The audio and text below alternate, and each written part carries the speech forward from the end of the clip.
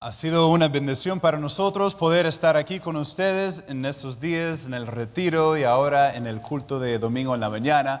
Agradezco a Dios por la música que ha preparado el corazón de nosotros para entrar ahora al mensaje de la palabra de Dios. Y quiero invitarles que vayan conmigo al libro de Hechos, Hechos capítulo 5, y vamos a dar lectura desde el versículo 17.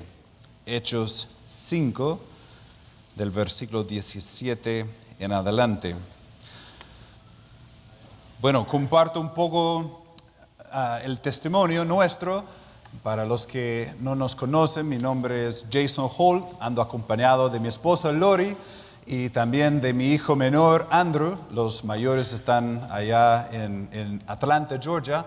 Y Dios nos ha dado el privilegio de estar allá sirviendo en Sudamérica desde hace 16 años. Estuvimos un par de años en Perú antes, aprendiendo el idioma, allí trabajando también con un misionero, teniendo un poco de experiencia, conociendo un poco más de la obra. Y después partimos a Santiago de Chile con el fin de abrir iglesias y preparar a personas para la obra. En el año 2005 abrimos la Iglesia Bautista Fe, buen nombre, ¿no?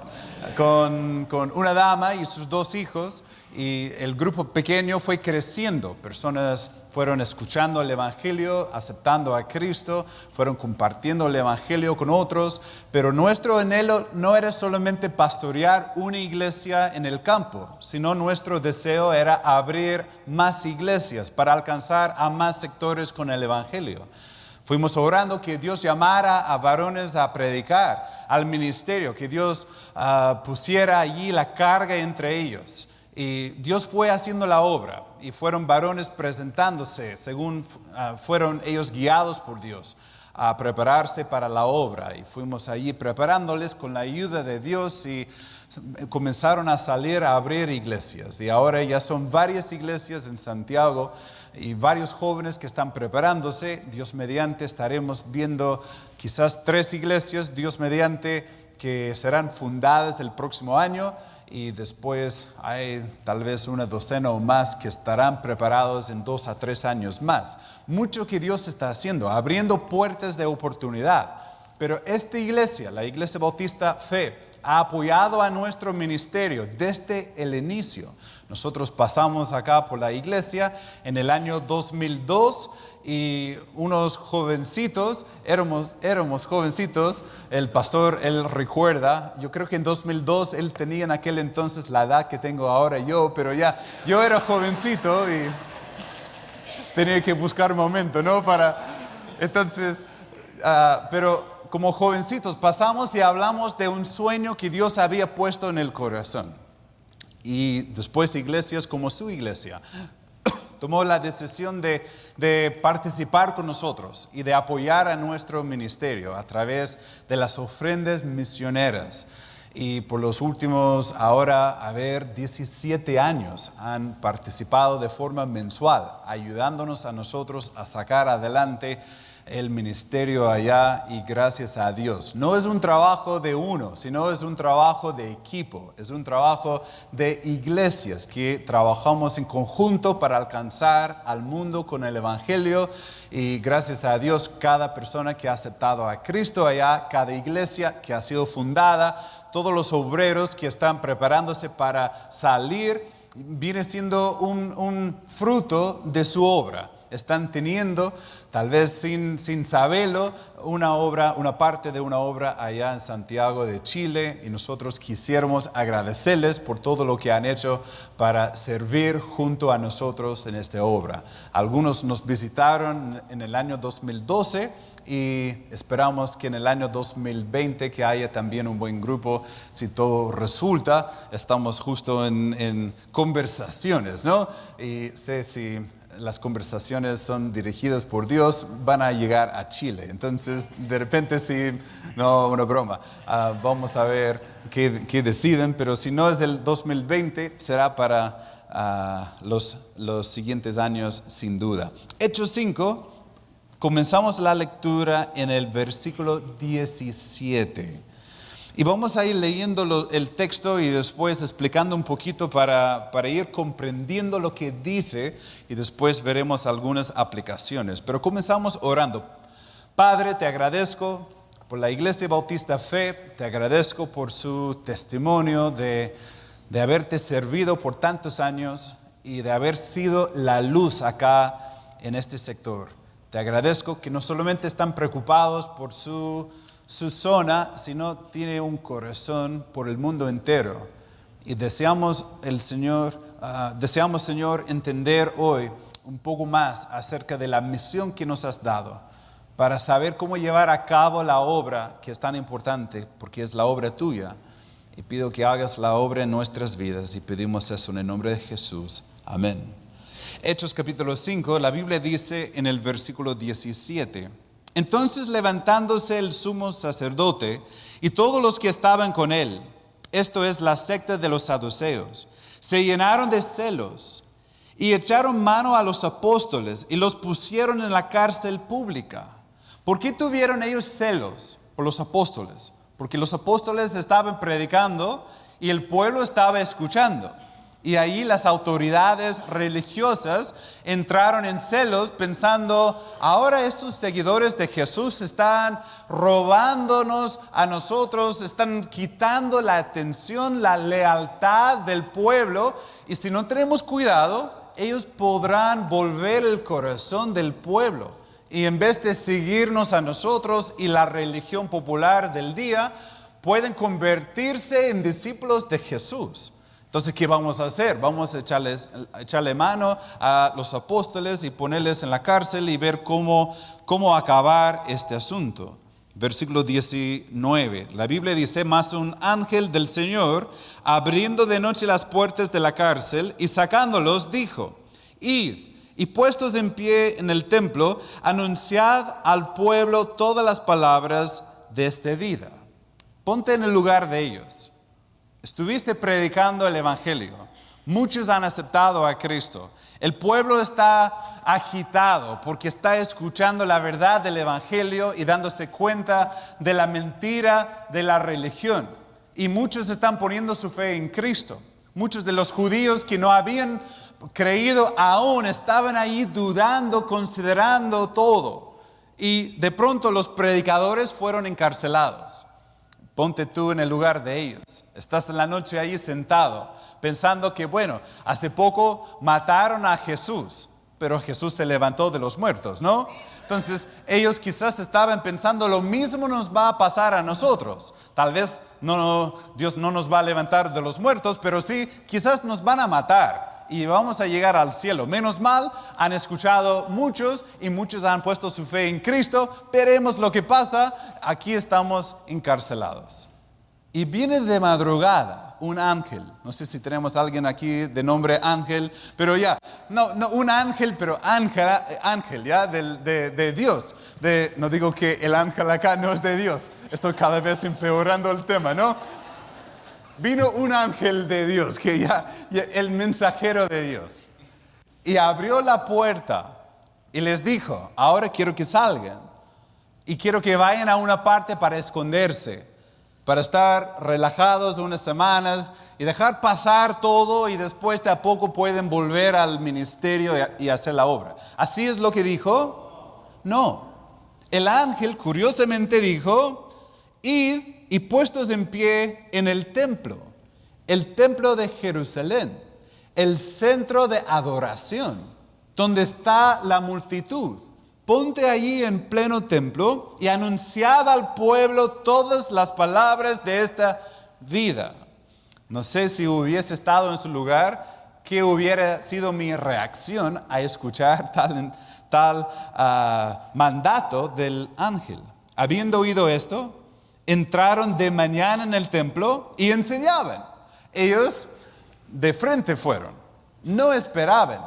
No, hoy en día es popular a veces el pensamiento de hacer un ministerio oculto en países de peligro, donde uno entra, no se llama creyente, no usa la palabra Jesús, no habla acerca de la Biblia, porque esos términos pueden llevar uno a la cárcel. Entonces uno habla de código, que tenemos una junta de amigos donde leeremos la carta y hablaremos acerca del jefe. Y entonces, a ver, ¿de qué estamos hablando? Estamos hablando de juntarnos yo no veo, no quiero criticarles a ellos, pero sí a su método, porque el método no veo aquí en el Nuevo Testamento.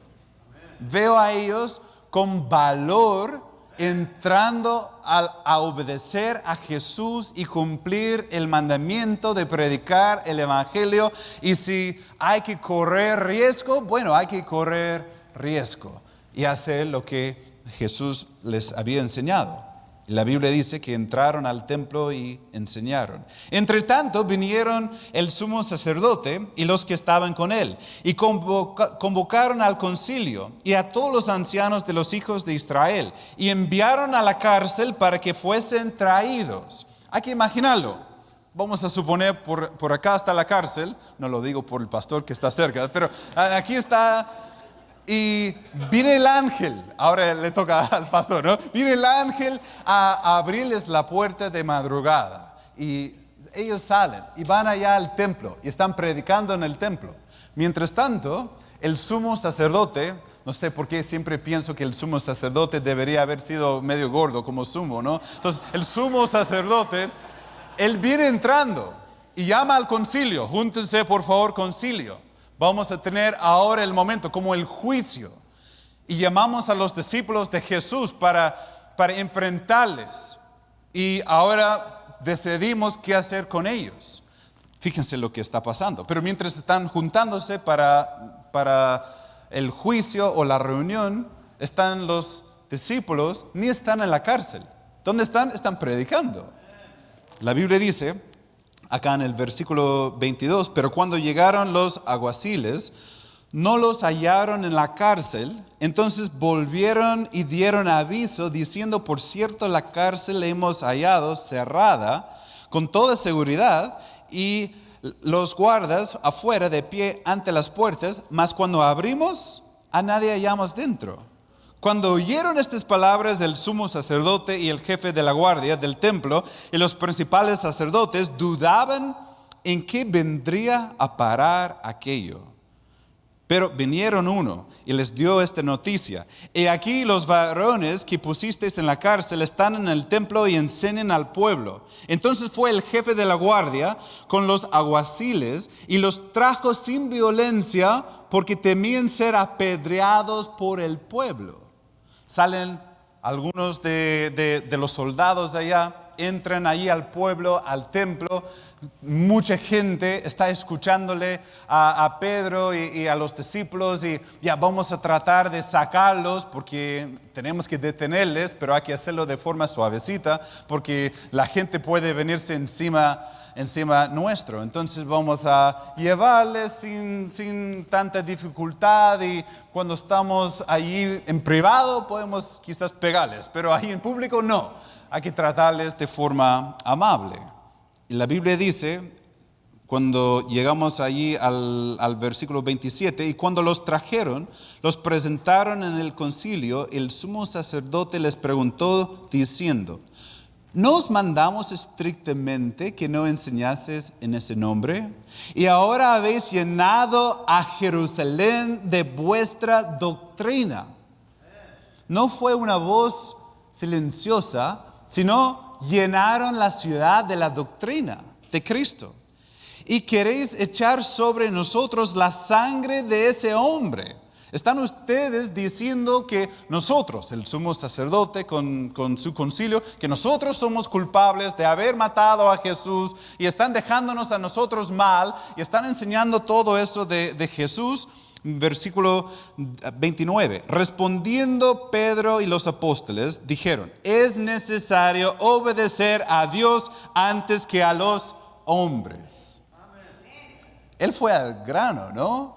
No dio la media vuelta. A veces Cada vez soy más latino en mi forma de pensar. Y nosotros como latinos somos buenos en, si hay algo que decir y es un poco confrontacional, lo vamos a decir. Pero hay que como dar la vuelta un poquito y después, con el palo, ¿no? Mi cultura pasada, a veces los gringos fríos son al tiro nomás ahí con el palo. Pero somos más cultos nosotros, ¿no? Y entramos un poco suavecito y después ya hablamos el punto. Acá Pedro, cuando está dando, y los apóstoles, ellos dijeron, es necesario obedecer a Dios antes que a los hombres. El Dios de nuestros padres levantó a Jesús, a quienes vosotros matasteis colgándole en un madero.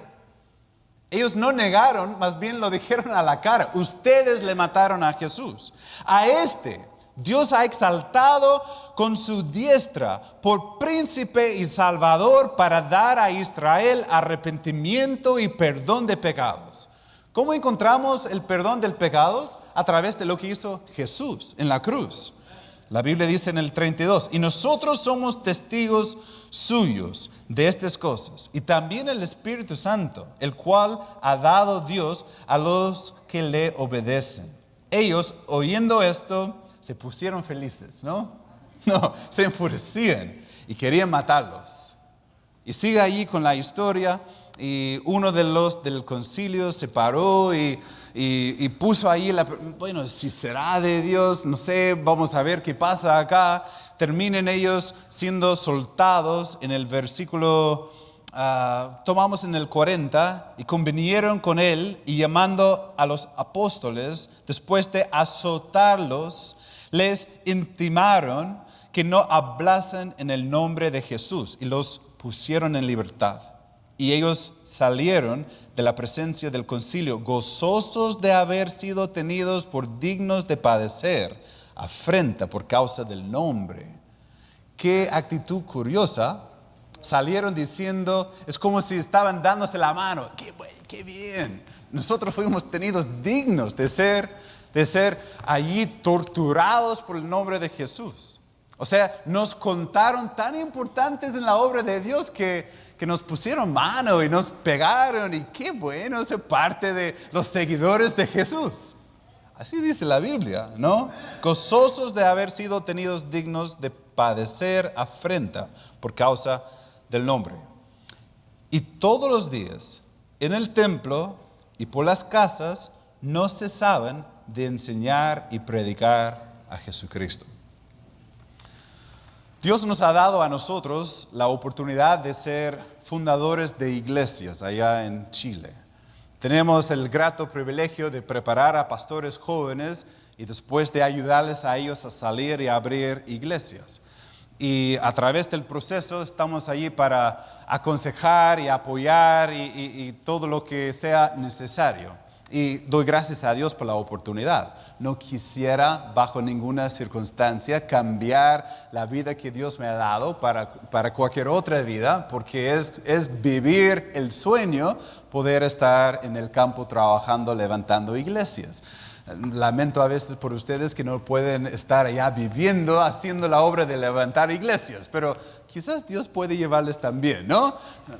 Yo les digo a veces a mis amigos, pueden ir de visita, pueden ir por como 4 años y volver por unos meses y después 4 años y unos meses. Es como la ronda de los misioneros, ¿no? Entonces, si Dios está moviendo tu corazón, amén. Y si no es Santiago, bueno, hay muchas ciudades donde puede ir y puede hacer la obra. Pero eso ya, un punto aparte. Volviendo ahora a lo que estamos viendo. Me toca en muchas oportunidades apoyarles a las iglesias y a los pastores jóvenes en comprender la misión de la iglesia. ¿Qué estamos haciendo? Cuando abrimos una iglesia y comenzamos a evangelizar y colocamos el letrero afuera y tenemos el horario de reuniones, ¿cuál es el propósito nuestro? El propósito simplemente es llenar el horario y tener actividades y tener la puerta abierta y los que quieren entrar pueden escuchar y los que no. Y eso lo vamos a hacer hasta la segunda venida de Cristo. ¿Es el propósito? Es importante aclarar el propósito. Y yo creo que el capítulo acá nos ayuda a nosotros a aclarar muchos asuntos. En primer lugar, ¿qué debemos hacer como una iglesia? Si estamos aclarando la misión, ¿qué debemos hacer? Versículo 20 del texto nos ayuda. El ángel dijo, id, y puestos en pie en el templo, anunciad al pueblo todas las palabras de esta vida. En versículo 21 la Biblia dice, habiendo oído esto, entraron de mañana en el templo y enseñaban. ¿Qué debemos nosotros hacer? ¿Qué es el propósito? Aclaramos el qué hacer. El qué hacer se trata de predicar y enseñar. De predicar y enseñar. Predicar, la palabra habla de levantar la voz, como de forma grupal, y proclamar la verdad. Es muy parecido a enseñar. Cuando hablamos de enseñar, lo curioso que aquí en el texto se usa en varias oportunidades. Versículo 21, el 25, el 28 y el 42 usa la palabra enseñar. Y no es por casualidad, sino enseñar es una palabra importante. Y lo interesante, si regresamos a ver, Hechos fue escrito en griego originalmente, la palabra que se usa allá es la misma raíz donde sacamos nosotros la palabra didáctica, que habla de los métodos de enseñanza, que tiene el fin de ayudar a una persona a entender la verdad. Porque enseñar de verdad, si hablamos de un buen maestro, algunos están por volver a la clase, el colegio está por comenzar en pocos días, lamento tener que entrar en este tema, jóvenes y niños, por favor, me tienen que perdonar. Y algunos papás están pensando, por fin, los chicos no van a estar en la casa todo el día, ahí aburridos, molestándome, ¿no? Quizás no es la mejor actitud, pero es cierto. Pero cuando hablamos de la enseñanza no simplemente es pararse ante un grupo de niños, jóvenes, adultos y dictar información, sino la idea de enseñar es hacer o causar aprendizaje. En otras palabras, si estoy hablando y los oyentes no están aprendiendo, no están entendiendo, no estoy enseñando, estoy solamente hablando. Y cuando nos toca a nosotros enseñar, y si regresamos a la gran comisión, la Biblia nos enseña que debemos ir a todo el mundo, debemos enseñar la verdad de la Biblia, bautizándoles, enseñándoles todo lo que Jesús nos había enseñado. O sea, habla de entrar a tener una conversación donde tratamos de causar aprendizaje, donde quiero ver que el que me está escuchando está entendiendo. No sé si te ha tocado alguna vez testificar a alguien y tú estás hablando, compartiendo el plan de salvación y para ti parece todo clarito.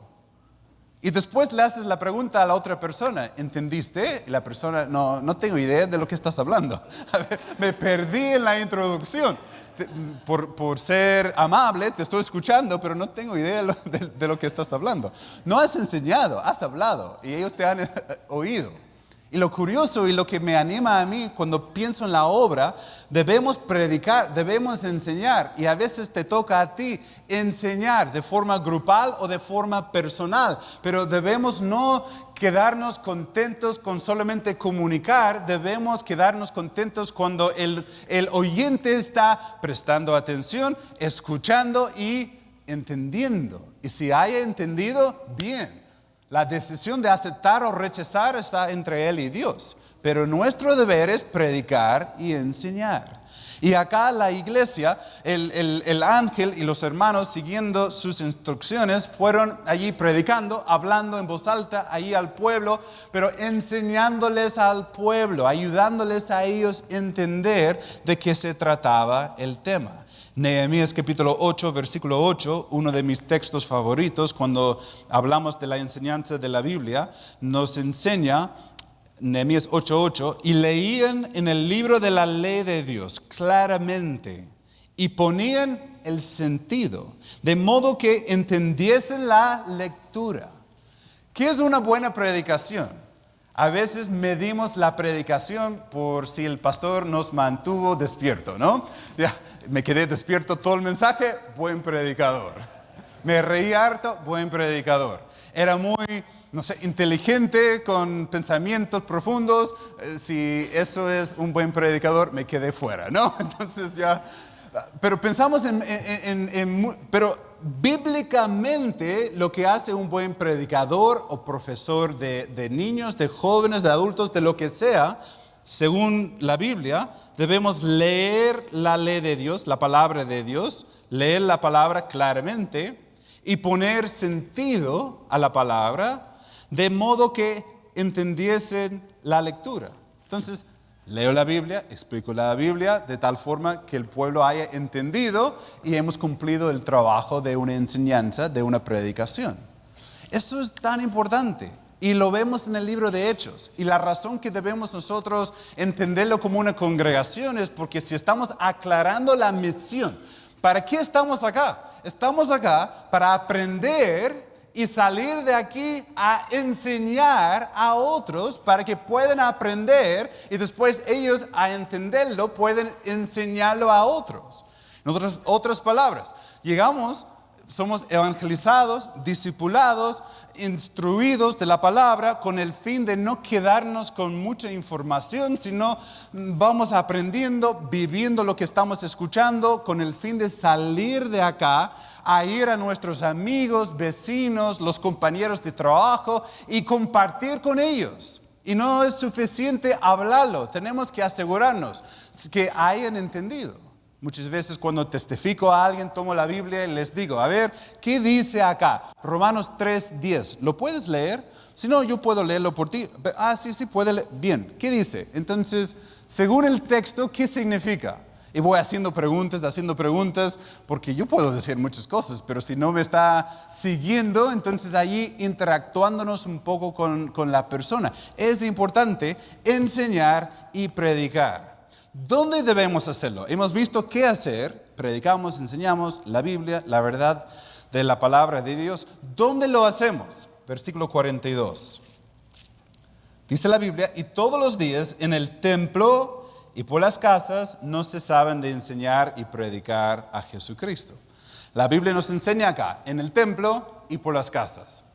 Está bien tener reuniones como estamos teniendo el día de hoy. Bien, excelente, debemos tenerlo. Pero debemos también no quedarnos con la enseñanza acá, sino cuando salimos, acá en el texto la idea era que fueron allí puerta a puerta, fueron compartiendo el evangelio, fueron ahí entrando a casas para conversar la palabra de Dios, un momento para estudiar la Biblia. Entonces la idea es que llevaron la palabra a la comunidad. No se quedaron pensando, bueno, mi tiempo para enseñar o mi tiempo para aprender es el día domingo en la mañana, en la tarde y entre semana y fuera de eso, chao, tengo mi vida, tengo mis quehaceres. No, cuando salimos con el mismo fin de ir enseñando la Biblia. Ya, ¿qué hacer? Lo hemos visto. ¿Dónde hacerlo? Lo hemos visto. ¿Cuándo hacerlo? Gracias por hacerme la pregunta, ¿ya? ¿Cuándo hacerlo? Si lo vemos en el versículo 20, id y puestos en pie en el templo, anunciad al pueblo todas las palabras de esta vida. Fue de noche, según el versículo 19. Entonces, ¿cuándo aplicaron la lección que aprendieron de noche, de madrugada? ¿Cuándo lo aplicaron? Versículo 21, y habiendo oído esto, entraron, ¿qué dice la Biblia? De mañana. O sea, la aplicación fue de inmediato. No sé a qué hora llegó el ángel, a las 11, a las 12, a la 1, a las 2 de la mañana, no sabemos, pero de noche vino. ¿Y cuándo lo aplicaron? En la mañana. Ya estaban viviendo y haciéndolo. Versículo 42, la primera frase allá, y todos los días. Y todos los días. Entonces, algunos quizás llegaron el día de hoy pensando, ya, voy a comunicar o compartir el evangelio con otros y estudiar la Biblia y hablar con otro en el discipulado el día que me toca, el día sábado, qué sé yo, el día domingo, pero estamos aquí para aliviarles la carga. No tienen que limitarse solamente a sábado, a domingo, pueden hacerlo lunes, martes, miércoles, jueves, viernes, sábado y domingo también. ¿Amén? Todos los días. Ya sabemos qué hacer, cuándo hacerlo, sabemos dónde hacerlo, cómo debemos hacerlo. Ya por tiempo no vamos a volver a ver toda la historia, pero es claro que Pedro y los apóstoles, ¿cómo lo hicieron? Lo hicieron con todas sus ganas. Hasta correr riesgo de vida, ellos dieron con todo, como dice el lema del año, ¿no? No fue algo parcial. Y a veces pensamos, voy a dar una parte de mi vida al Señor. No hay que dar una parte, debemos dar la totalidad, ¿cierto? Y decirle al Señor, Señor, hasta donde desea que vaya, estoy para seguirte. Yo recuerdo cuando estaba conociendo a mi esposa, lo compartí con los jóvenes en la clase hoy en la mañana, en el grupo de jóvenes en inglés. Pero cuando estaba conociendo a mi esposa, llevábamos como un mes conociéndonos. Y la relación obviamente estaba avanzando de una amistad a una amistad con ganas de ir más allá de una amistad, ¿no? Yo estaba ya pensando en cómo puedo enganchar a esta dama para ser mi esposa. Entonces tengo que hacer un plan. Señor, por favor, que ella no sea tan inteligente por un lapso corto para no evaluar bien la situación, ¿ya? Quería quedarme allí con la esperanza. Y gracias a Dios contestó mi oración. Pero después de un mes, nos sentamos un día en una mesa. Estábamos los dos estudiando en un seminario. Y le dije a mi esposa, le dije, bueno, estamos conociéndonos. Y bueno, no sé por ti, pero por mí estoy muy interesado en esta amistad. Y la verdad me parece muy importante. Y quisiera seguir conociéndote y la verdad quisiera que eso fuese más que una amistad y quizás podríamos ir orando y pensando en más adelante, si Dios quisiera. He hablado con él, parece que estamos de acuerdo ya. Entonces, pero le dije, quiero que sepas que voy a dar mi vida a la obra misionera. Y no sabía en aquel entonces bien exactamente dónde y cómo iba a ser todo, pero le dije, si no estás dispuesta a salir de tu país, a dejar a tu mamá y tu hermana y la familia y tu lenguaje materno y tu trasfondo y cultura, si no estás dispuesto a hacerlo, no solo por unos años, sino por toda la vida.